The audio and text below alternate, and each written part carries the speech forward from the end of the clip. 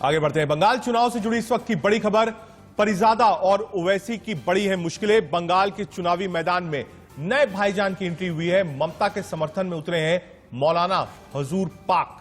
एक तरफ जहां माना जा रहा था पीरजादा और ओवैसी में मुस्लिम वोट बैंक बढ़ जाएंगे, ऐसे में ममता बनर्जी के लिए मुश्किल खड़ी हो गई थी।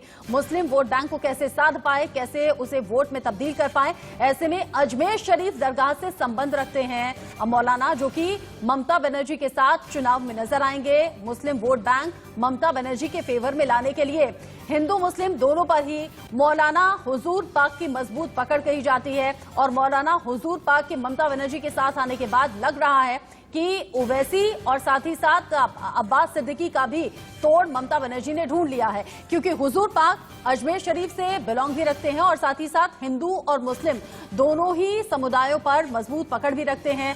तकाया जा रहा है कि ममता बनर्जी ने चुनाव से ठीक पहले ये दाव चलकर तोड़ मुस्लिम वोट बैंक का भी ढूंढ लिया है और हिंदू वोट बैंक का भी। दरअसल एक लंबी जमात है बंगाल के अंदर मुस्लिम्स की, और उस वोट बैंक पर सभी पार्टियों की नजर है, खासतौर पर टीएमसी की, कांग्रेस की, लेफ्ट की। और वो चाहते हैं कि कैसे इस बड़े चंक को अपने पास लें, जिससे, क्योंकि कई एरिया ऐसे हैं, चाहे वो मालदा का हो, मुर्शिदाबाद का हो, लगभग 60 से 70 सीटें ऐसी हैं जहां मुस्लिम मतदाता ज्यादा हैं। वो मुस्लिम मतदाता कैसे किसके पक्ष में आए, हर आदमी अपनी जोर आजमाइश कर रहा है। एक तरफ ओवैसी है, परिजादा के साथ है, एक तरफ एसएफआई जो है, आईएसएफ है, उसने कोलैबोरेशन किया है लेफ्ट और कांग्रेस फ्रंट के साथ। और अब मौलाना जो कि अजमेर से ताल्लुक रखते हैं, पाक साहब, वो आए हैं ममता के समर्थन में। अब साथ में आना ममता बनर्जी के लिए कितना बड़ा फायदे का सौदा साबित होगा, इसके लिए 2 मई का इंतजार करना होगा। लेकिन इसी बीच बड़ी खबर, 5 राज्यों में चुनाव को देखते हुए बीजेपी लगातार महामंथन कर रही है, लगातार चुनावी दौरे कर रही है। और कहा यह जा रहा है थोड़ी देर में बंगाल बीजेपी कोर ग्रुप की बड़ी बैठक भी होने वाली है। बैठक में प्रत्याशियों के नाम पर होगी चर्चा। शाम को होगी बीजेपी चुनाव समिति की बैठक।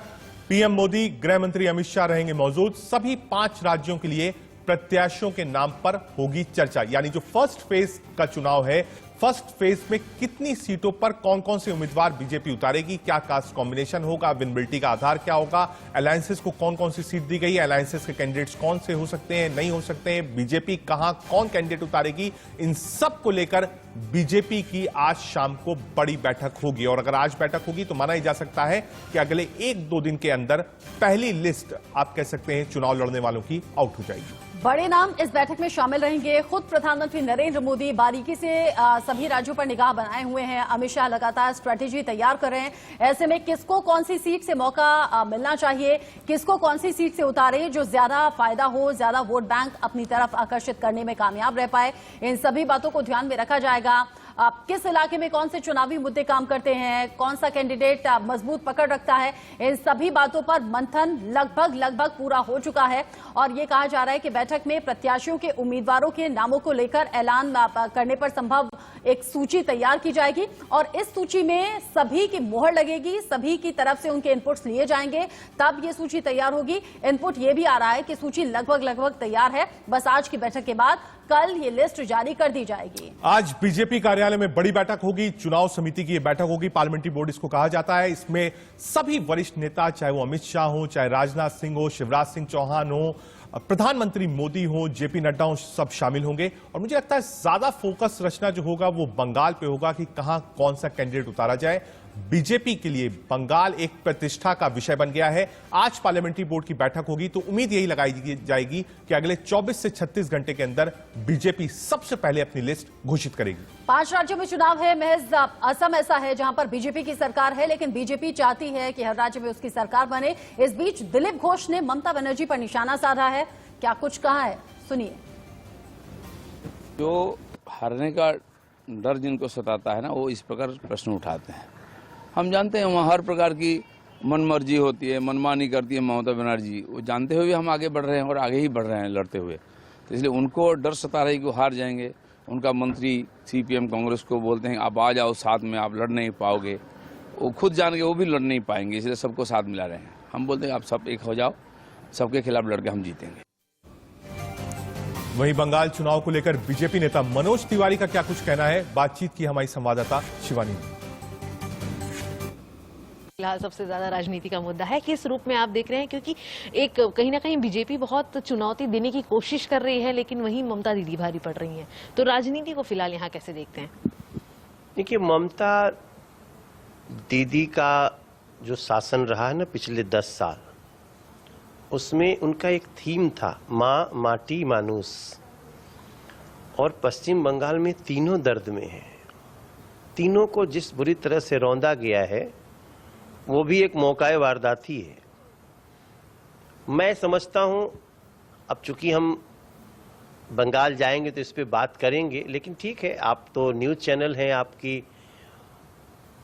आपको मैं इतना जरूर बता दूं कि 2 मई को भारतीय जनता पार्टी की सरकार बन जाएगी पश्चिम बंगाल में, इतना विश्वास रखते हैं हम। विश्वास आपने जरूर जाहिर किया, लेकिन कोई बहुत बड़ा चेहरा बंगाल में ममता दीदी के अगेंस्ट फिलहाल बीजेपी नहीं खड़ा कर पाई है, ना उतार पाई है। क्या होता है, जब भी किसी पार्टी का एक बड़ा चेहरा बनता है, वो तब तक नहीं बन पाता जब तक सरकार में नहीं आते हैं। उसको मौका मिलना चाहिए ना चलाने का।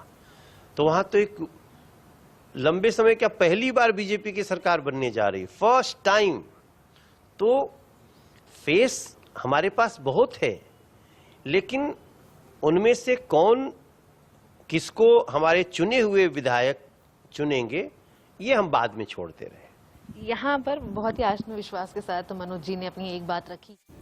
और आगे बढ़ते हुए बड़ी खबर बंगाल विधानसभा चुनाव से जुड़ी हुई है, जिसमें टीएमसी भी पूरी तैयारियां कर रही है और उम्मीदवारों के नाम को लेकर ऐलान बहुत जल्द करने वाली है। उम्मीदवारों का ऐलान टीएमसी को भी करना है, लिस्ट टीएमसी को देनी है। टीएमसी की भी बैठक है कोलकाता में और फोकस जो है, सूत्र बता रहे हैं कि महिलाओं और युवाओं पर होगा ममता बनर्जी का। कैसे ज्यादा से ज्यादा महिला और युवाओं को मौका दिया जाए इस बार चुनाव में। लेकिन हमेशा जब भी लिस्ट आती है तो राजनीतिक रूप पे दोनों लोग एक दूसरे को देखते हैं। अगर बीजेपी और ममता की लड़ाई है तो पहले कोशिश यही होगी कि ममता दीदी लिस्ट निकालें, बीजेपी उस लिस्ट को देखकर निकाले। ममता की कोशिश होगी कि पता चल जाए बीजेपी के कौन से कैंडिडेट्स हैं, उसके बाद अपनी लिस्ट निकाले, वो ज्यादा सार्थक होता है। कहा जा रहा है टीएमसी सभी उम्मीदवारों की लिस्ट एक ही बार में जारी कर देगी। और ये जो आसपास 4 तस्वीरें आप देख रहे हैं, ममता बनर्जी बहुत फूक फूक कर कदम भी रख रही हैं और साथ ही साथ नंदीग्राम से पर्चा भरने की तारीख भी तय हो गई है। 9 मार्च जब नंदीग्राम पहुंचेंगी ममता बनर्जी और 10 मार्च जब पर्चा दाखिल करेंगी।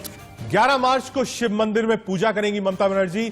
पहले शिवरात्रि को भरना था पर्चा, लेकिन अब एक दिन पहले करेंगी। 4 तस्वीरों से आपको बता रहे हैं कि टीएमसी की तैयारी क्या है, लिस्ट पर मंथन क्या चल रहा है, कब ममता बनर्जी पर्चा भरेंगी और ममता की तैयारी क्या है बंगाल चुनाव को लेकर। ममता बनर्जी की अलग तरीके की स्ट्रैटेजी है, या फिर ये कहते हैं कि अग्रेशन है। शुभेंदु अधिकारी की सीट यानी कि नंदीग्राम से ही चुनाव लड़ेंगी और कह रही है कि चुनाव जीत कर दिखाएंगी। एक छोटे से ब्रेक के लिए रुक रहे हैं।